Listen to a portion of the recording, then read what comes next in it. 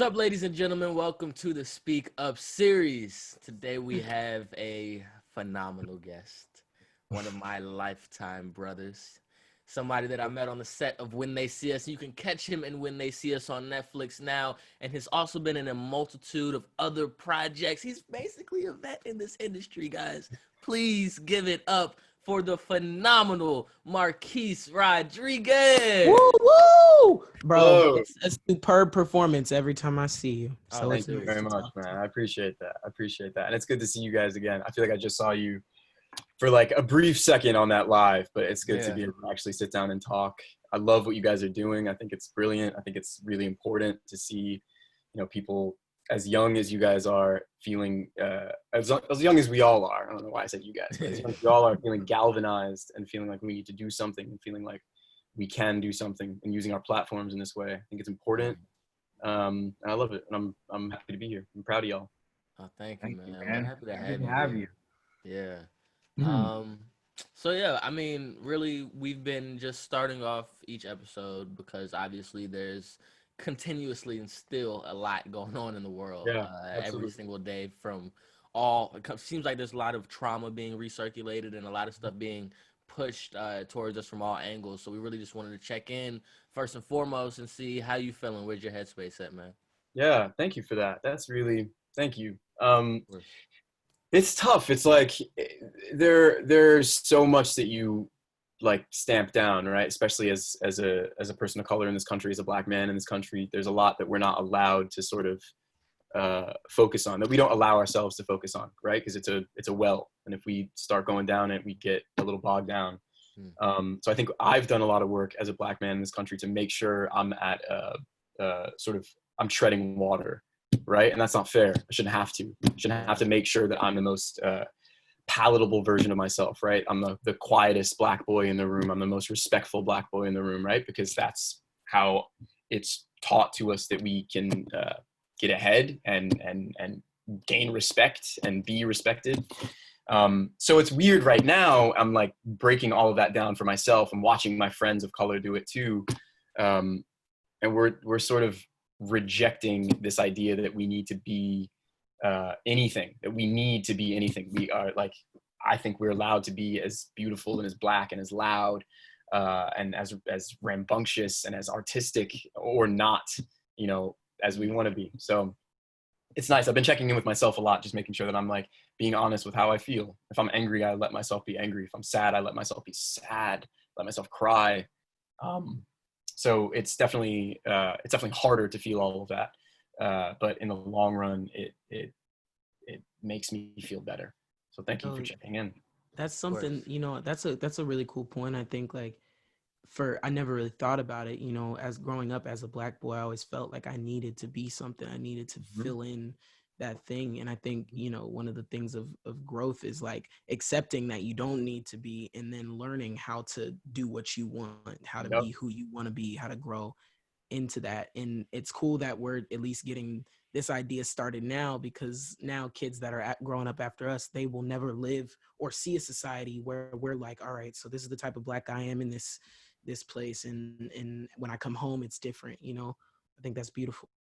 I even like meeting Asante and Ethan. Like I was blown away by both of you on the set of When They See Us, and like inspired by you and aspired to be more like you on that set, because you guys were like, I mean, it was just, you get what you get and you don't get upset in a respectful way, but it was like y'all were yourselves at all times. There was no pandering. There was no like, it was just, we were hanging out, and it was like, it was fun because of that. I could trust you because of that. I knew that there was no performance being put on except for when y'all were killing it. And I'm sure the same is true for you, Reed. I think like it's new. I'm experiencing it for the first time, and there's so many young, specifically black men, but also black women and just people of color in general that are like allowing themselves to be real, allowing themselves to feel what they feel and react the way they feel is necessary. And I think that is so beautiful. So, Reed asked this question yesterday, and I'm sorry, I'm going to take it from you, Reed. It's just, it's not actually just the perfect time to ask it, because he asked, how do we go about being unapologetically Black? Mm. How do we, navigate for those that it's a concept that for especially young Black boys and girls, maybe that's something that they don't know because they, like you said earlier, have to feel like they have to be the quietest Black person in the room, the quiet, the most respectful Black person in the room. But how do they navigate that? How do they even begin to, really dig deep into themselves and Yeah. be apologetically Black? Yeah, that's a great question. I think first and foremost, they need to be allowed to be. Like, we can't. I mean, we certainly don't need to ask for permission anymore, right? I'm tired of that, and I'm done with it. I refuse to do it. Refuse to play that game. But I think like if we're gonna teach, especially children, to be unapologetically Black, be who you are, and forget all the noise, right? It's nonsense. It doesn't matter. If we're gonna say that, we need to uphold that. So if your kid comes home and is doing something that is unfamiliar to you or is foreign to you in some way, you need to explore it with them. You need to figure it out with them. If you're going to be unapologetically Black, that means unapologetically Black and queer. That means unapologetically Black and artistic. It means unapologetically Black and whatever else you are doing, right? So I think that we just need to give, especially Black kids, space and room. So you can't teach someone, I think, how to be themselves. You just have to allow them the space to figure it out on their own. Yeah, I kind of feel like there was a like going back to the set of When They See Us, but when you were saying that you look to us because we were just ourselves, I felt the same way with you and with everybody on that set. It literally felt like we were like, and we talked about this multiple times with different interviews, but it felt like we were like coming home when we were going to work because it was such a comfortable environment. And of course, Ava the mastermind, she put so much work into making sure that we felt that safeness and felt that comfortability.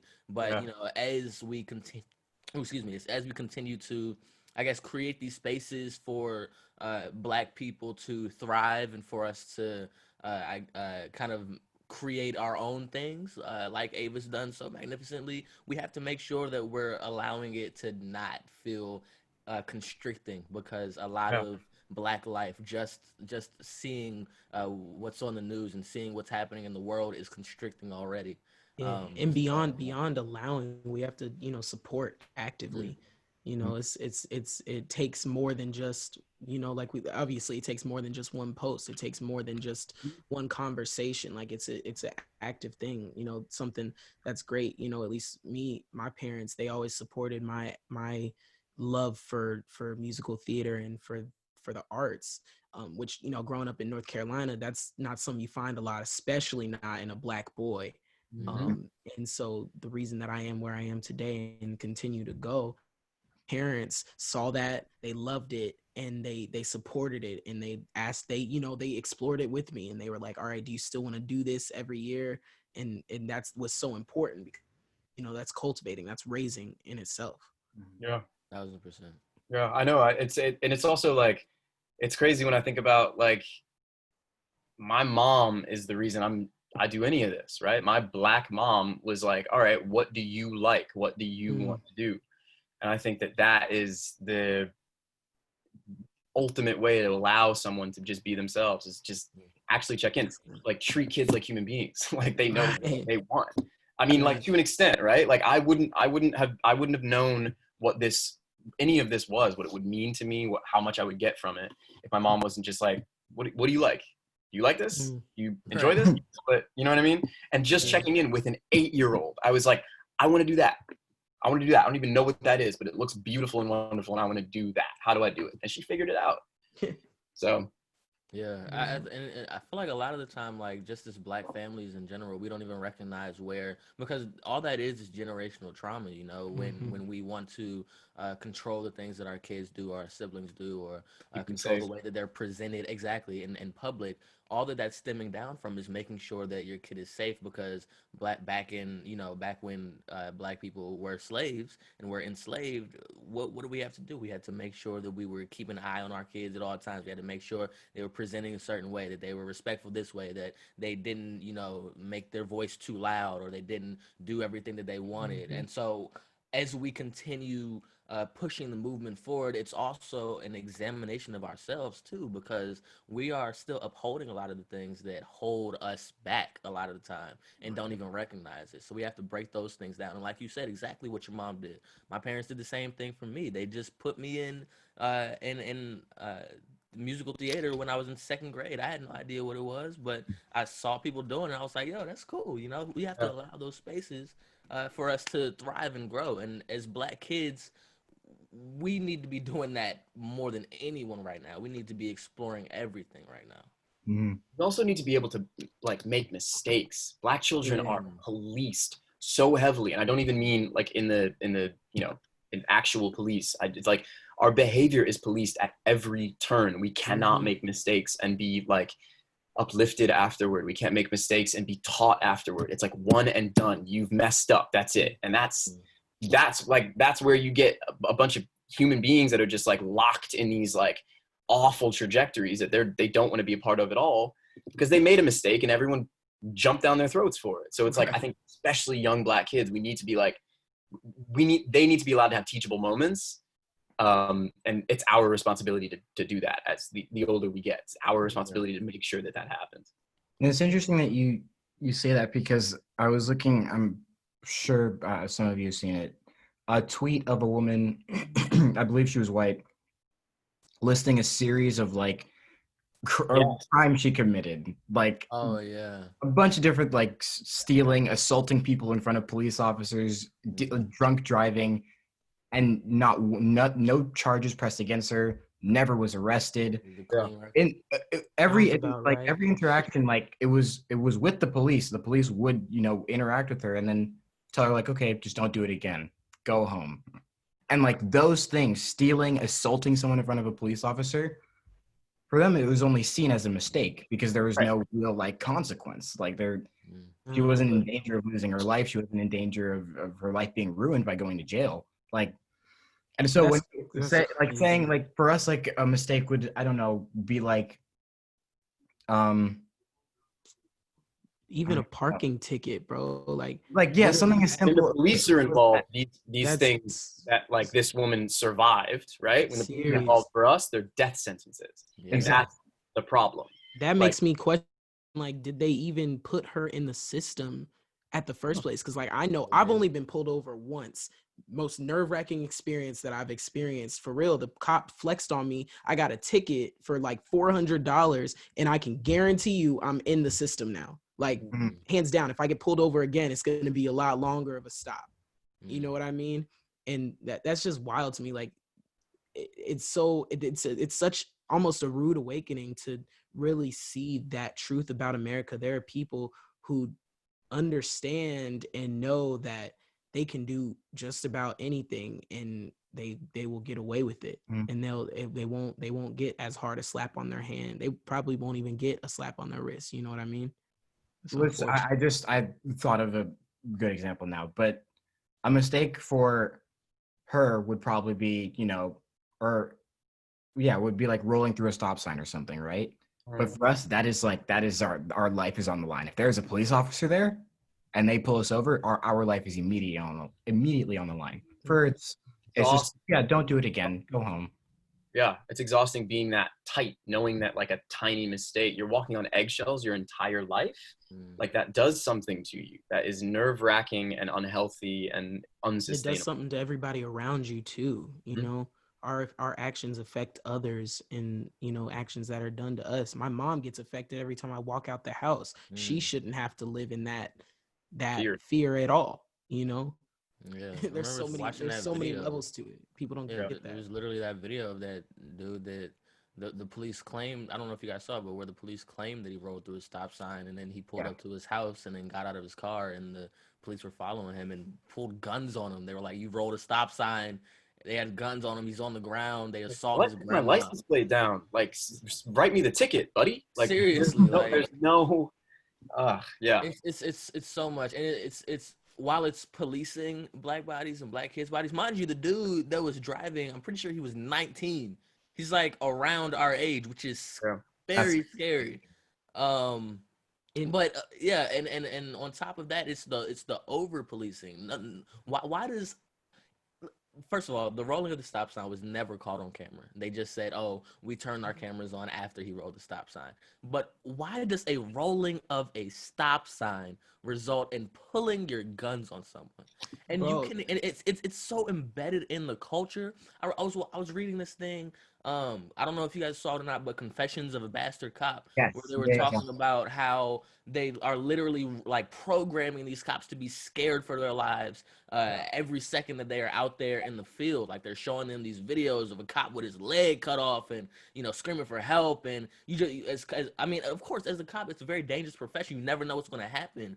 But for the most part, those things are not happening uh, by 19-year-old kids who allegedly rolled a stop sign. You know what I'm saying? So why is that amount of force? Why is that the first reaction to such a small, minor inconvenience that actually didn't really inconvenience anyone? Right. something else that's to that point, and it's something I've been sort of finding after we've dropped some of the interviews. Like, I don't know if it's good to talk about, but it's something I wanted to bring up. A lot of people are thinking, like with more notoriety or with more access, that stuff happens to you less.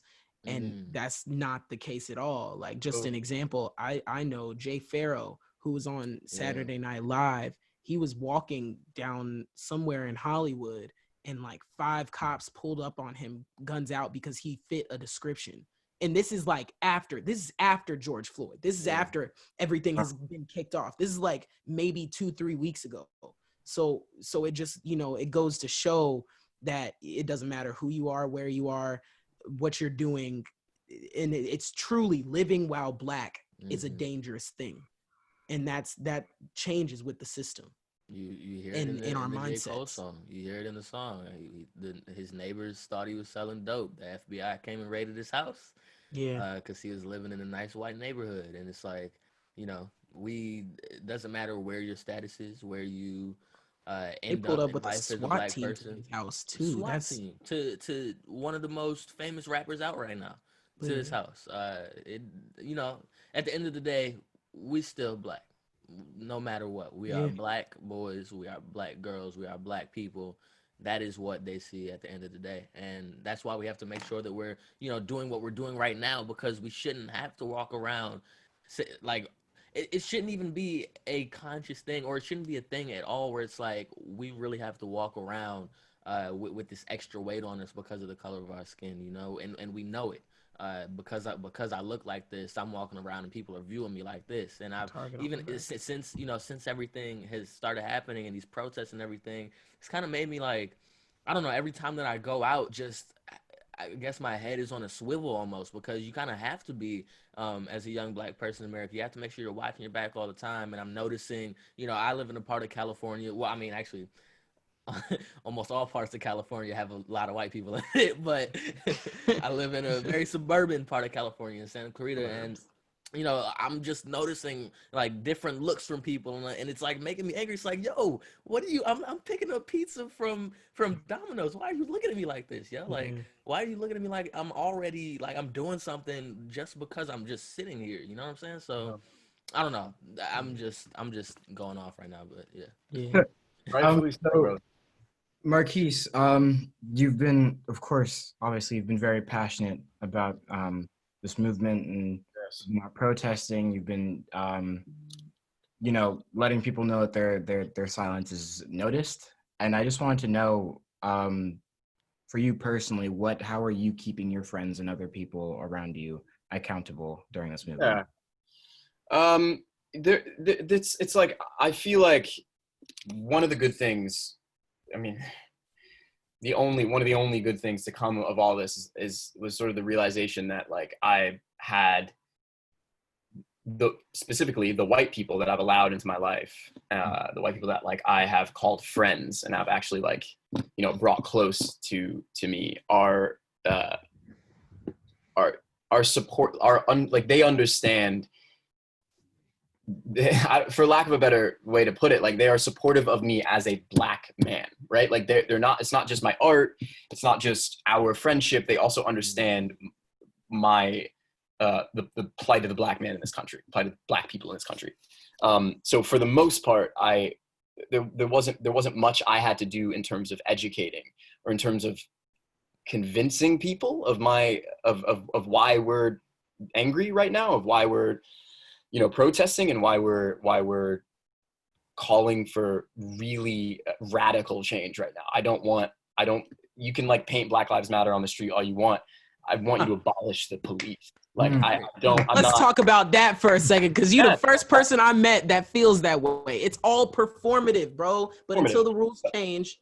Exactly. It doesn't matter, right? So there's Breonna's law, but the officers that murdered her are still have not been arrested. Yeah. So I can't, you know, there's whatever. Yes, but there haven't been too many people in my life that I've had to like sit down and have tough conversations with, because I've been really lucky in that there aren't very many people in my life that don't get it. The few people that have, I mean,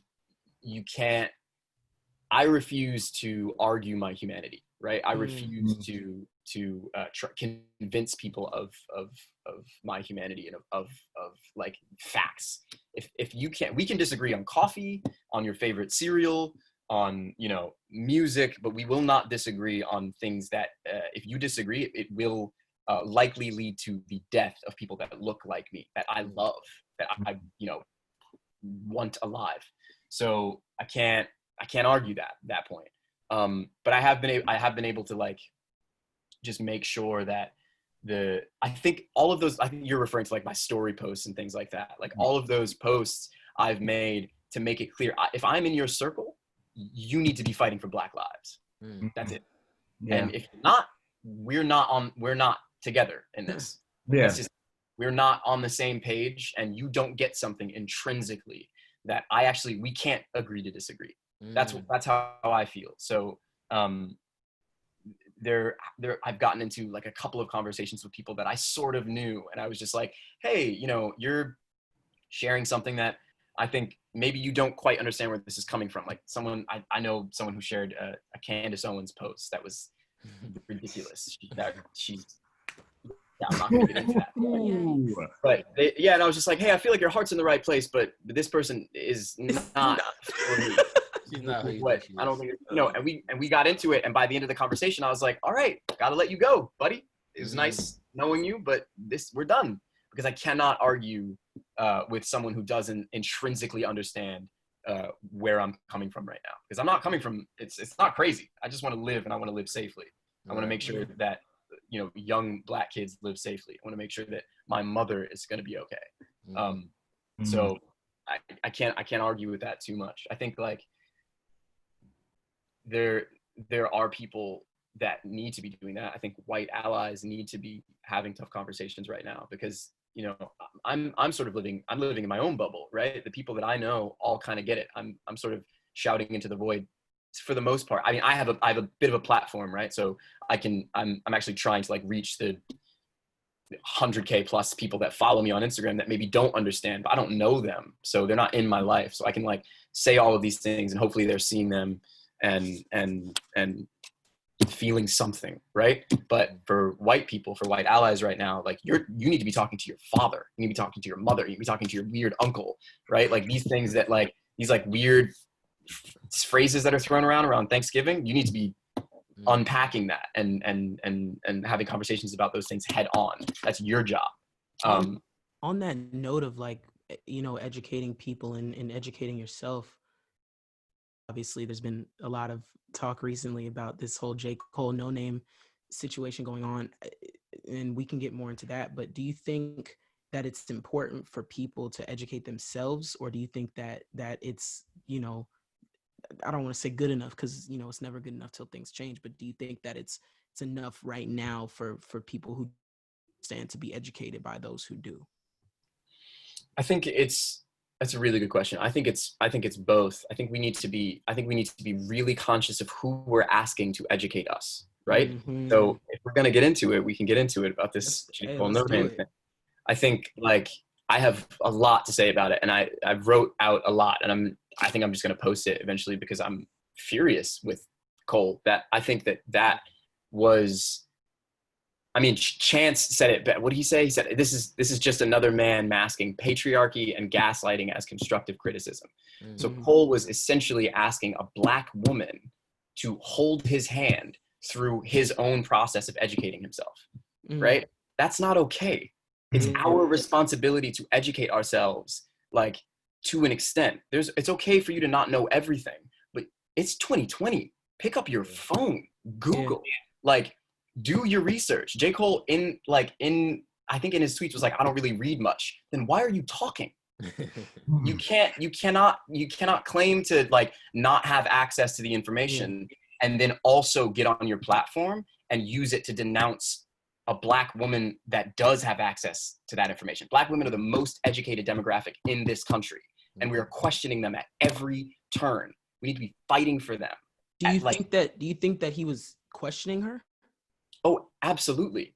What he was questioning was feeling, I think J. Cole felt like he was being called out, right? Because he was, because she felt like he wasn't using his platform in the way that he should have. Right. So instead of feeling like you're being, like, instead of being called out by someone who, like, don't argue with someone whose experience you don't know, right? It's like me arguing with white people can't tell me what's racist and what's not racist. It doesn't work that way. Like, coincidentally, I cannot tell a woman what is sexist and what isn't sexist, right? And I damn well can't tell a Black woman what her life in this country is like and how hard it is for her and how important it is for especially Black men to use their platforms and protect them and fight for them. I can't argue against that because it's not my experience. So I think what No Name was saying was like, use your platform, fight for Black women, fight for Black trans women. And he, instead of stepping up and doing that and saying like, hey, like, you know what? Maybe I disagreed with you, but like, maybe I can do more, which he says in the song. I feel like I can do more. If you feel that way, do it. Yeah. Do it. Just do more. I think, and I'm not, I really want to try not to sway to one side. I just want to sort of look at it like you said, we're looking towards the wrong people to give us our information or to feed us. And so I think my question to you, maybe, because you clearly, like, I'm in awe of how much you know about the situation. Like I just see it from, I'm fans of both of them. Do you think maybe it's wrong for society to see Cole as that leader? And then, another double side to that is like, after all of this went down, after he posted the song, he tweeted like, hey, everybody go follow No Name, everybody. And then once she posted the song, he retweeted her song. And so I'm like, do you think maybe part of it, obviously what Cole said was wrong. He did a lot wrong in this situation, like timing, language, trying to silence the voice of the Black women, which is something that has never stopped. Do you think maybe it's not wrong on society, but maybe it's a little bit of a fault for us to try and look at somebody, a rapper like Cole, to be like, hey, say something? Or like how Dave, like that's what Dave Chappelle was saying. Like, y'all don't care to hear from a celebrity right now. Why do you want to, why would you care to hear from me? I think that's a good question. I think it's a fine line, right? So like if someone were to come to me and say, hey, which it's happened before, right? So a good example of this, I think, I shared like a black square for Blackout Tuesday or whatever. A woman of color reached out to me. She DM'd me. She said, hey, Marquis, you're not doing any good right now. And I read that and I was like, whoa, no, what? All of this stuff in my head. Immediately, I was defensive, right? Immediately. But I read the rest of her message. She's like, I'm not coming for you. I'm just saying, you're not helping. You're blacking out, the Black Lives Matter hashtag. There's a black square on your screen. She said, please share links to places you can donate to. Please share, like organizations that are helping right now. She listed all these things. She did this work tirelessly and thanklessly. And what I could have done was say, nah, yeah, I'm doing my own work. Fuck that. Black square's enough. No, but I listened to her. She called me out, and I listened to her, and I was like, you know what? Yeah, you hit the nail on the head. Actually, I can do more. So I tried to do more. No Name is disseminating useful information right now. She's been doing the work constantly. Book club. So for Cole, like I think if you don't want to be, it's a weird, it's like gaslighty, right? Like you're saying you don't want to be seen as the leader, right? And it's not, you have all of these people watching you and listening. Right. So if that was truly the case, Cole could have said, I'm not really stepping into this conversation because I don't really feel like I'm qualified enough, but check out No Name. Instead, what he did was release a whole song about how, well, I don't know why you're calling me out, and you like are privileged because you come from a family that read books, but also that brings me, to another point that I was thinking. Sort of I don't want to, get into it a lot, but I'm so interested in, how everything timing wise is played out. Like how Cole posted a song, Twitter blew up, and then like next morning we have a song from No Name. To me, how do I word this? I do believe that Cole understands a lot more than he gives off, but also we live in a country where impact and controversy go hand in hand. You know what I mean? And so listening to that song and then listening to her reply, which was in even 2 minutes, it begs the question for me, was this sort of on purpose, not only to get a conversation started, but to sort of put light on I don't want to say like, oh, Cole said something bad so that No Name could shine, but it's sort of that idea of like, he brought the spotlight to this he brought the attention to this topic, and now people are really unpacking it, because I don't think we've been able to unpack it. We've always seen like the Tyler Perry movies where the black man is just destructive and that's it. You know what I mean? But now we have we have No Name song 33 that's like, all right, so here's where you're wrong again.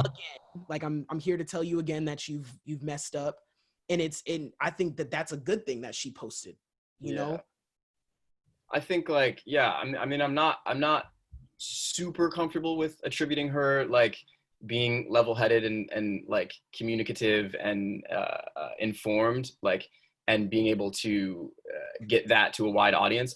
I'm not completely okay with attributing that to Cole, right? Like I think that like that's that's not what I'm trying to do at all. She's been doing, I know that's not what you're saying. I'm just saying that like I think even in this she kept a level head. Like her song, she's replying to someone, yes, but she's also like, even in like, if she eviscerated him in that song, if she called him every name under the sun and was like, I wouldn't have been like, I would have completely understood where she was coming from, but she didn't do that. She shouted out black trans women. She shouted out Toyin. Like, I think that she even then was using her platform and the stage that she's on, the stage that she's built herself, for the greater good. And I think that like, I just think we as black men need to stop asking black women to hold our hand and to educate us and to do it like nicely. It's 2020. Like, they've been doing the work tirelessly and thanklessly for years and years and years and years. It's essentially the same thing as telling us to pull up our pants if we want to be respected. Right. I reject that completely. I get to dress however I want. I get to, you know what I mean? I get to speak however I want, and you still need to respect me as a human being. And I think essentially that's what this like dispute comes down to, is like, why there's black, like, we have some healing to do too. Like we're caught up in like hating the people that have done nothing but uplifted us. Like, we need to like address the misogyny like within us, like, why do just as hard, and we need to fight against it just as hard as we're fighting against like outward racism that we've experienced, right? I think we have a keen understanding of the racism we've experienced as black men.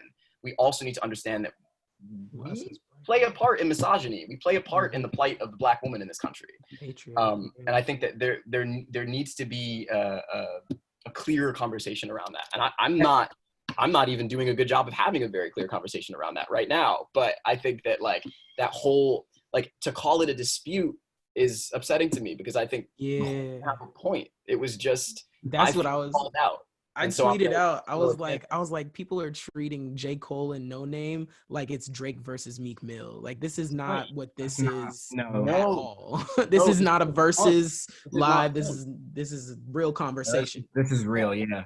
What was interesting about, first of all, I think I don't know. Part of me heard what he hears you say we have to look within ourselves and, you know, kind of assess the you know, misogyny within ourselves, and it's like especially towards Black women. And I feel like it's difficult to to start doing that is difficult because like these are our mothers, our grandmothers, our sisters, you know, like people that raised us and that have always been there for us. So it's difficult to even believe that you hold those values within yourself. Well, absolutely. And so I think that's just a really interesting, you know, point. It's like it's now, you know, thinking that I've gone through life just thinking, well, my mother's Black and I have 2 Black little sisters. There's no way I could possibly have any misogynistic values within myself. But it's something that I have to look for. It's but like it's instilled in us. So it's not even like it's not your fault. Like misogyny, like also like sexism. It's like it's embedded into. I'm not.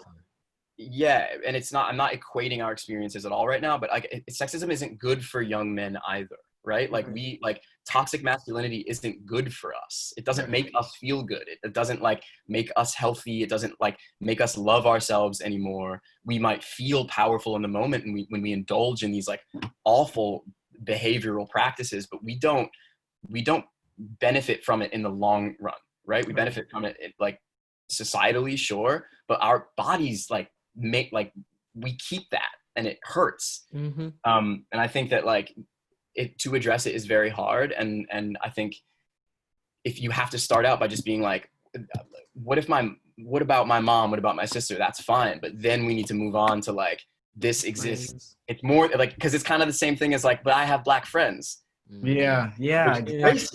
Right. You know what I mean? And you need to address that. You need to figure that out and go. You need to be able to go on that journey, be willing to go on that journey. But if you're not, you're just gonna jump down the throat of every human being that's actually trying to educate you. Yeah, I think that a lot of the time is as Black men, we don't necessarily even understand, and I'm speaking for myself too, but even when J. Cole dropped his song and then I saw everyone's reaction on Twitter, I was upset because I didn't understand where people on Twitter were coming from. I just didn't. I saw it when I heard the song. I was like, oh, okay, so this is a song of unity, right? He's trying to bring people together and say, okay, instead of stepping on somebody for having less education than you, why not bring them up? I was like, okay, this is a good positive song, you know, bring your brothers up, each one teach one.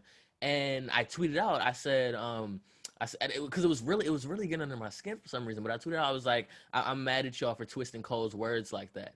And then immediately, everyone just started coming for me, and I was so confused. I was like, wait, y'all don't see what he's saying here?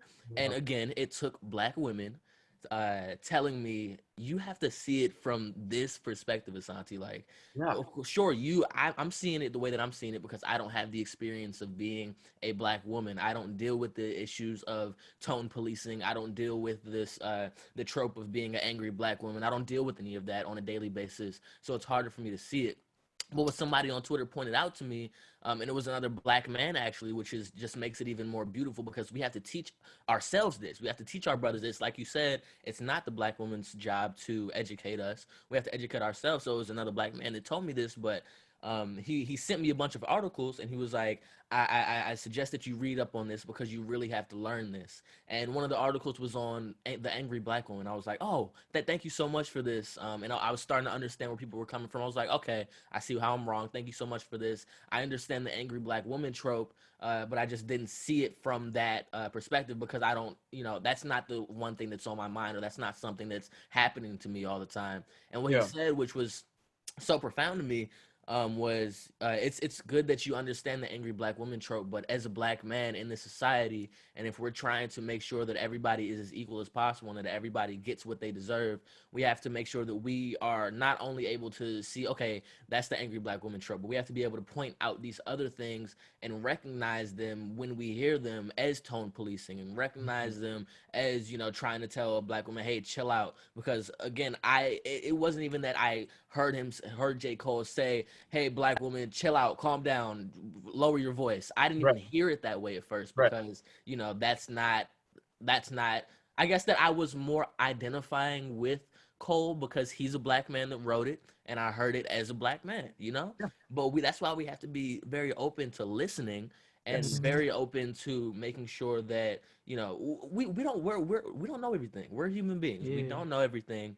And a lot of the time us, you know, our pride gets in the way of that. I think that that's what gets in the way of a lot of true change a lot of the time, is people not wanting to take constructive criticism, and actually, now that I'm thinking about it, it's actually uh might be the what the byproduct of was from Cole's song, or what inspired that, you know, him not want, or his pride getting in the way, him wanting Yep. to, you know, defend himself and say, hey, I'm down here to just help me up, you know. That's his pride getting in the way, instead of wanting to listen, and instead of wanting to educate himself and come back to the conversation when he was ready.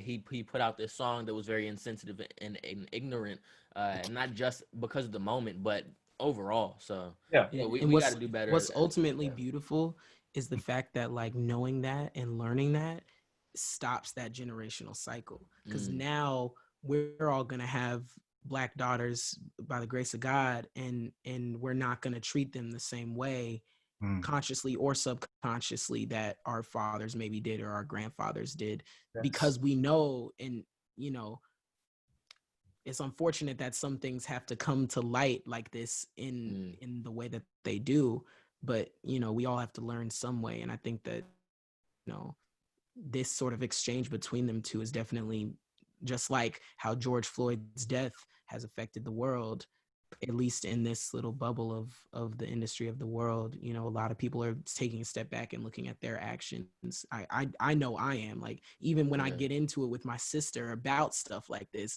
I have to look at what I'm saying and how what I'm saying is charged by my pride or by something I actually know. Yeah, and I think that a lot of the time we as or no, not I don't know why I said that, but what I was trying to say is that not only just you know, making sure that we don't continue to reinforce these patriarchal values when it comes to our family, and if we have daughters in the future, you know, with them, but also making sure that we're teaching our sons, and Yes. you know, making sure that they know, okay, this is how you move in the world, and this is this, and you don't want to do this, because, you know, and I'm not putting it on anybody, but I just was never I was never sat down and taught any of these things. Yeah. And so it when I guess when it's not taught to you by somebody that you look up to, or that's a major figure in your life, it just kind of blows right past you. And then when everybody else is angry at you, or when everybody else is angry at something, you're just like, wait, what in the, like, what's the big deal here? You don't even realize how your ignorance is literally contributing to the oppression of another people. So yeah, we can't do that anymore. We got to teach our sons and make sure that our daughters are. Exactly. It's I truly believe it is white people's job to dismantle white supremacy. And it is our job as men to dismantle the patriarchy. Because we benefit from it, and we benefit, and we live cushy lives because of it, and it keeps us comfortable. But we need to start getting uncomfortable. We need to start, like, the reason I get so, you know, upset about, and I probably went off a little bit earlier. Sorry, guys. No, you're good. Like, the reason I get so heated is because I truly believe, like, Black women need somebody fighting for them. Yeah, they're fighting, like, on so many different fronts right now, like so many different pandemics in their lives right now in 2020. So to, in the face of that, be like, could you be a little quieter? Could you be a little nicer to me? Seems, you know, insane. appalling. But do you think that, because do you think that, I have two questions actually. First of all, do you think that Cole's, because I personally believe that Cole's intentions were good. It just had to do with just, I mean, ignorance and timing, as well as execution was extremely poor. And then on top of that, do you think that if he wasn't singling out, say that he wasn't singling out Black women, no name, or Black women, do you think that if he was talking to the Black community as a whole, and like cancel culture and all of that, that this would have had a different effect? I think so. I think people that aren't dealing with cancel culture don't talk as loudly about cancel culture. Like, I think, like, I think cancel culture is as toxic as anything else, right? I think we need to be able to educate people. We need to be able to sit people down, whatever. But I have found that the correspondence between there's an equation between, like, the people that, like, like cry about cancel culture and say it's super, super, super unfair, and the people that have done some sort of really weird, fucked up thing and have been, you know what I mean? Like that equation is like there at all times. They're like, those are always the people that are like, wait, we need to fix this. It's like, no, let's fix everything else first. Right. Let's figure out why you're in this position first, and then we can talk about like, okay, now let's be a little kinder and like talk to people calmly and make sure people have the ability to change and all of that. And to answer your other question, I think that like it's not so much about like the specificity of it being like to No Name as it is like the language of the song just kind of pissed me off. Like literally, I can't remember the exact line, but he's like, we need to treat people like children. Yeah. That. For how long? Yeah. Yeah, that's facts. How much longer are we going to treat people like children? Like, and just like kindly ask them to stop killing us. It doesn't work. Do you think that if we don't, you know, because like he obviously posted it, you know, if we don't treat people like children, especially if we're giving people platforms who don't really understand, do you think that, I forgot the question, but do you think maybe it's like that point's not going to get across unless we walk somebody through it? Like we have to raise kids. And I don't know the answer to this question, but it's just sort of coming up in my mind. Like, do we maybe have to teach people? I think actually I'm answering this in my mind myself. It needs to start at much younger. You know what I mean? Like it has to start at a younger age, because you grow up and you see these things and that cements, especially when you're like kindergarten through like third grade, you're seeing these things and picking up on it. I mean, they teach kids different languages at that age. So why aren't we teaching mental health and you know, race relations and, you know, all those things? Obviously, don't give a kid a textbook. No, But we were talking about how. I feel like we were on such a roll in my computer. Yeah, I know. It's sorry. Such an amazing convo, bro. Yeah, I appreciate you guys. Thank you. Of course. Appreciate you. Okay. Teaching so much, like yeah. Conversation. So to get back, are you saying something, Ethan? Sorry, I know Reed was saying something. I was saying. Let me sit back. To not even going like cap, I really forgot where I left off. So if anybody has like remembers, or if you want to take it away, feel free. I was just thinking about like one of the other conversations that's been going on in terms of the whole J. Cole No Name situation is the timing of the whole thing, not just Cole's song, not just No Name song, but just the entirety of the situation.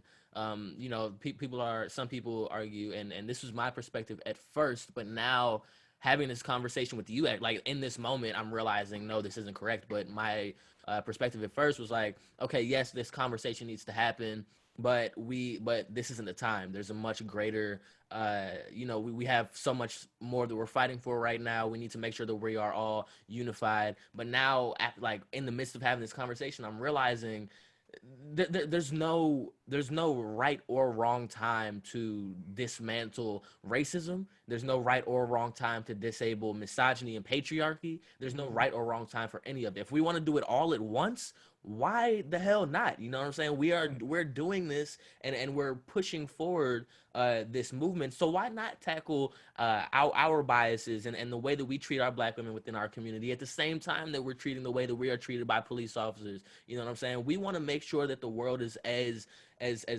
good as for lack of a better word, as good as it possibly can be in 10 years for us to live in. So why not tackle it all at once? Why not put the focus and really laser in on these things and hold people accountable? It's not about distracting from one particular mission. You know what I'm saying? It's about this is now a part of the mission. This is now like that goes back to like what Marquis was saying, because it's like we benefit from these things. You know, we benefit from that Black misogyny. We've grown up in that world. So the only way for us, you know, it's unfair for us as Black men to be like, hey, stop killing people like me, but then to go back home and you know, say destructive things to our Black wife. You know what I mean? We can't go back to regular society with one job done, because now's the time to do the work.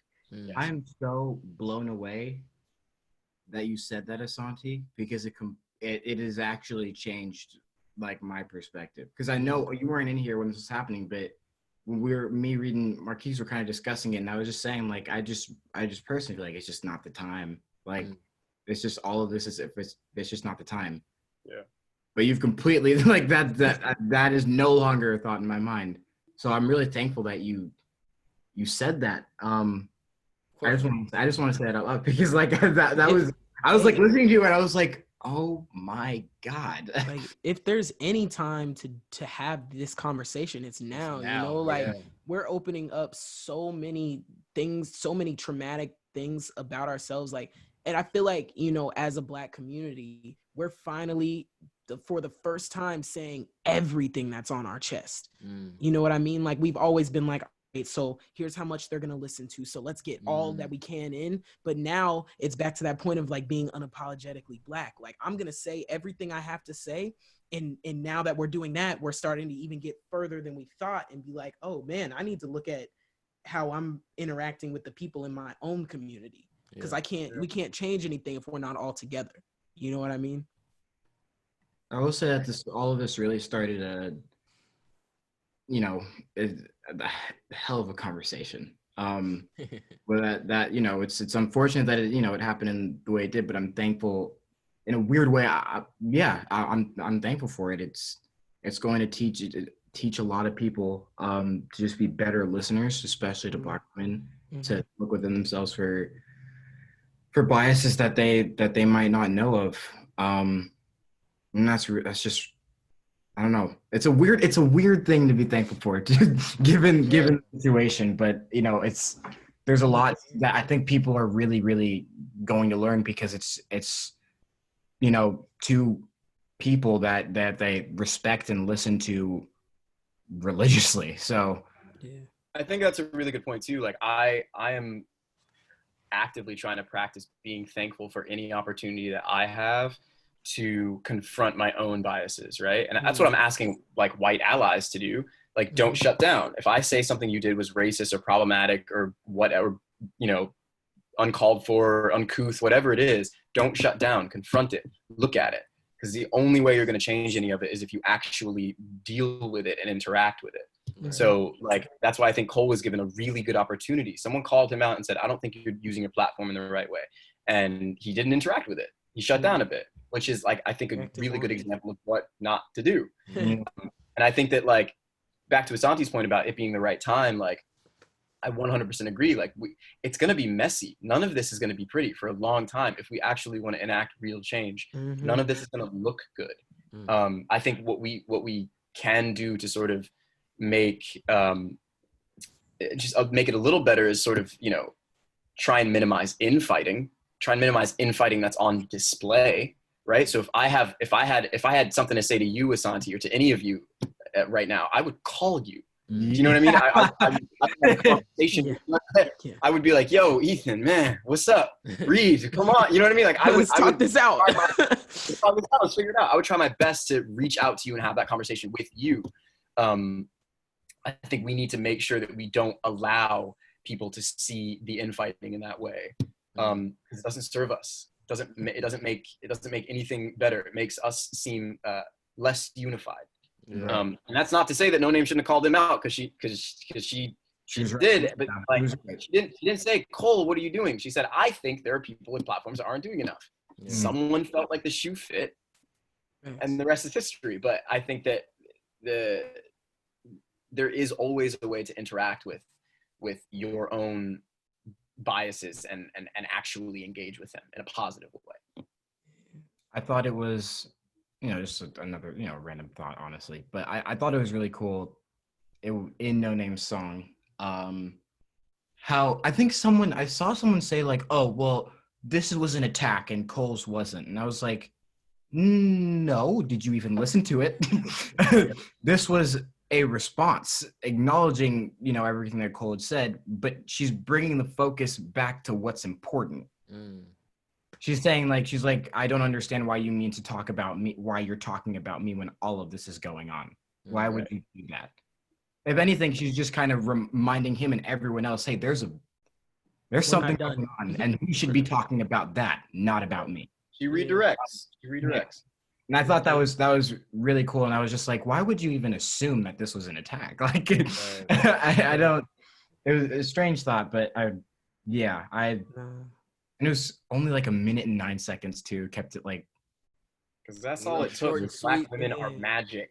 I think Magic. people might feel that way, Yeah. you know, because that's part of that narrative. Like, oh, look at this black woman who felt attacked, then she responded. You know what I mean? But that's the very thing that, you know, we're trying to stop. She responded to something that was very, you know, he didn't say her name, but you know, we know who he's talking about. You know, she did, and you know, another point of that is like they're rappers. Like that's their place in the public, so of course they're going to express themselves in the way that people know them to. And I was going to ask this, how do you think things would have gone had No Name not done anything, just been like whatever? I mean, I think like a lot of people would have thought that was the end of it and been like, and that's the danger of using your platform in the way he did, was that like he has a bunch of especially black men that follow him and listen to his music and would have listened to that song and heard no reply and thought, done, great, we fixed it. Yeah, we silenced the black woman for a second. Right, 100%. And I think that like it emboldens. I'm just realizing my name is still emboldened. Leave it there. It emboldens people to then feel the way that they feel and do nothing to change it. I think that like that's why it's so important to me to see especially black men with a platform speak about what's going on right now and engage with what's going on right now, so that whoever's following them, that even an inkling, like even if they have an inkling of like, I don't need to do anything, this isn't my problem, I don't need to fix anything, whatever, they will see someone that they admire and be like, maybe I should. You know what I mean? And I think that's my only job. If I'm given any platform right now, is to make sure that I use it in a way that I want people to use whatever platform they have. I know we've been on here for a little bit over an hour, but I just wanted to completely shift gears real quick because it was something that I saw on Twitter this morning. Apparently for Juneteenth, Snapchat had a filter where you smile and it breaks the chains, which is very... it's just very problematic, very ignorant, and I don't know. I guess I just want to bring that up and to close things out. I guess. Wait, you guys didn't know that being happy kills racism? Oh no, I'm just now processing this information. All you gotta do, buddy. That's it. Yeah, let's talk to these companies for a second, man. It's like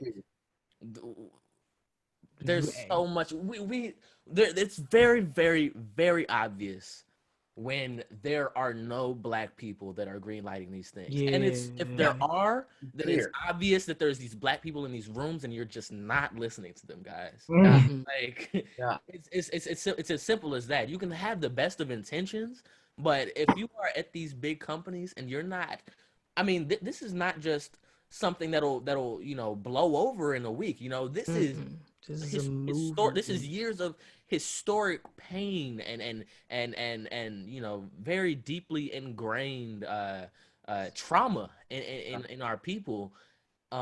It's not just a game of Russian roulette. You know, you can't just throw this thing and this thing and say, oh, okay, yeah, that's our contribution. You know, that's all we're good. Did it? Especially when it's something like that. Oh, smile to break the chain. Like what? Also, like even like Asante, that's a really good point. Like there may be black people in these rooms, but like how many stories have we heard of black people bringing to attention these like awful missteps and just losing their jobs? Losing their platforms, losing their access, like happens that's all why the it's time. that's why it's on the people. It's on the people. It's on the people, you know, to change that. And like we make the most noise and then things get changed. I think people forget that. It's like if we get one in, we're all in. It's like not, we should push to get all in, so then we can, you know, get the point across. For real. Sure. And Marquis, my God. Thank you, guys. Like it's one of my favorite conversations, bro. For real, man. Bro, I you're love, so I just smart. love you so much. Like, I love you too. Yo, Ethan, you know I love you. Santi, yeah, I love you. Reed, it was nice to meet you, man. Nice to meet you too. You a brother now, bro. Like seriously, Yes, I really perfect. want to talk to you. You're so wise, and I appreciate that. Yeah. I'm Thank you. serious. Thank you. yeah, taught me so much just in this past hour. Like Yeah. this was truly amazing, dude. I appreciate that. Marquis The conversation was Rodriguez, ladies priceless and to me, you gentlemen. guys. Man, oh man, give it up. Thank you, Marquis. Thank you Love for you, bro. having me. Thank you. Love you too. Oh man. All right, Oh man.